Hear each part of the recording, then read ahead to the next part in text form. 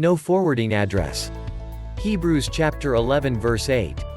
It was by faith that Abraham obeyed when God called him to leave home and go to another land that God would give him as his inheritance. He went without knowing where he was going. I think sometimes we'd like God to give us a detailed blueprint of our lives.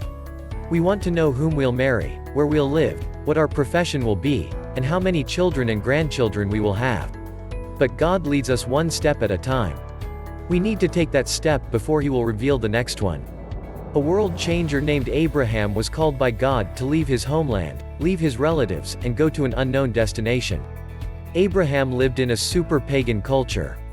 His family worshipped false gods, and he probably was an idol worshiper himself. Despite this, God handpicked Abraham. God came to him and said, "Leave your native country, your relatives, and your father's family, and go to the land that I will show you." Genesis chapter 12 verse 1. God didn't tell Abraham what that land was. He didn't tell Abraham where that land was.